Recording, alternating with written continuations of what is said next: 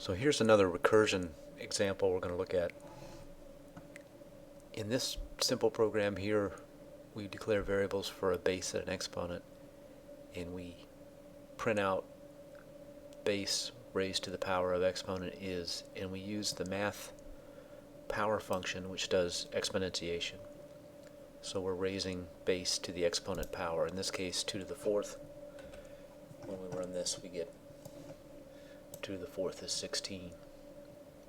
So there's no real need in rewriting or writing another version of power, but it's interesting to see how this can be done recursively. It's a good example of recursion. If you recall from math, I'm using the caret symbol here for exponentiation. This particular editor doesn't have a superscript, so this is representing 2 to the 4th power, and we can rewrite that in a simpler case as 2 times 2 to the 3rd power, and we can rewrite 2 to the 3rd as 2 times 2 squared, so we keep this part and add the 2 times 2 squared. We continue down to 2 times 2 times 2 to the 1st power, and we continue one more time down to multiplying 4 2's together times 2 to the 0 power.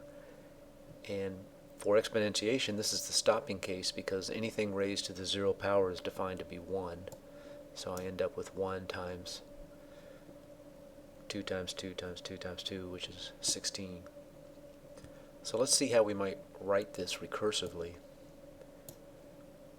We can write our own power function where we pass in a base and an exponent. And sometimes we like to write the stopping case first.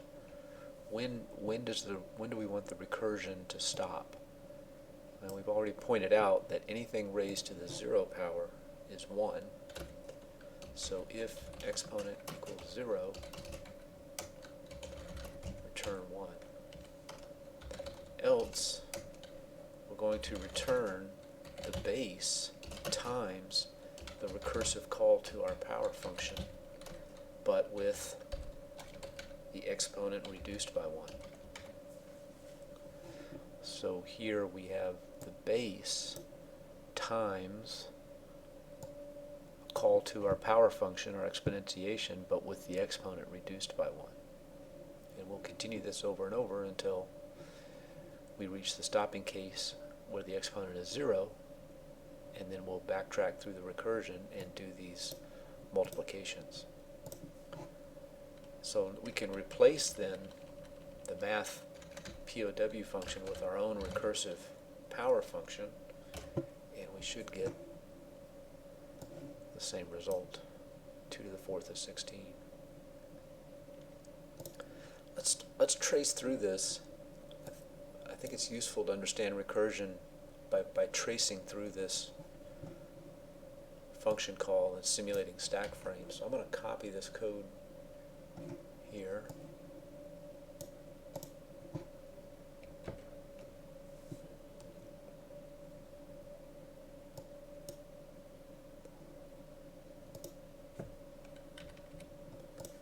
And in main, we have a call to we have a variable base which is set at 2 and a variable exponent which is set at 4, and then we have a call to the power function with base and exponent.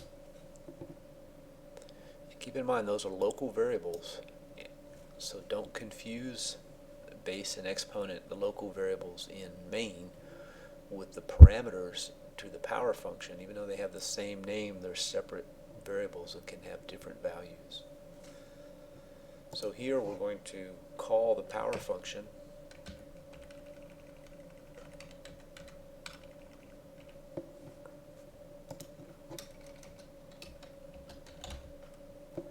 and we're passing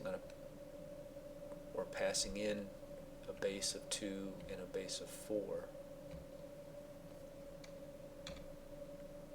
And so for the first call, they will have the same values. And we test to see if the exponent is 0, and it's not. The exponent is 4.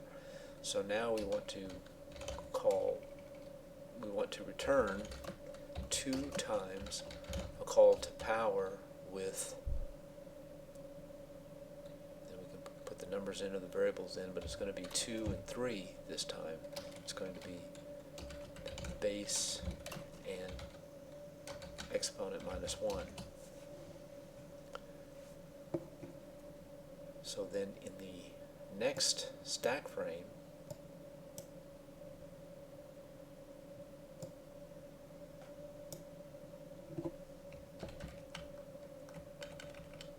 we're going to get,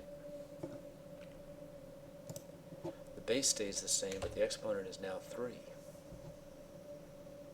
And so the exponent's not 0, so we're going to return base, which is 2 times the power of base exponent minus 1. So then in the next stack frame,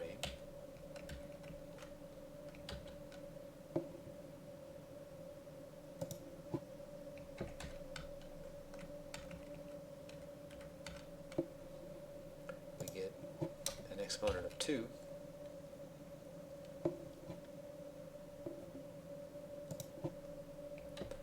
And exponent is still not 0, so then in the next stack frame,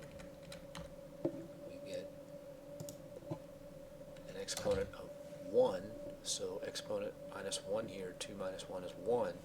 So we get in this stack frame, in this call to the power function, we have an exponent of 1, and it's still not 0. So then in the next stack frame,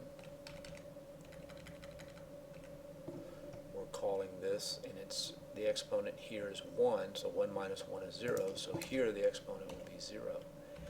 And now, instead of returning 2 times a recursive call, the if test, if exponent is 0 is triggered, that's going to be true. Exponent is 0, so we're going to return a 1. And that 1 gets returned right here in the place of this function call. So then this says to return 2 times 1.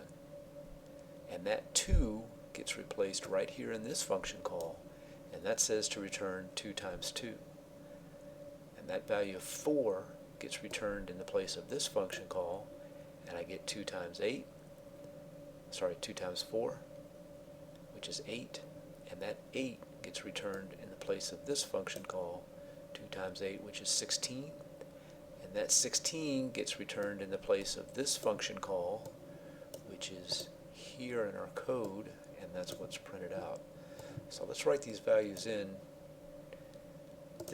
The value here that's going to replace this power function is 1, and the value then here that's going to replace this power function is 2, and the value here that's going to replace this power function is 4, and then 2 times 4 that's going to replace this power function here, which is going to be 8.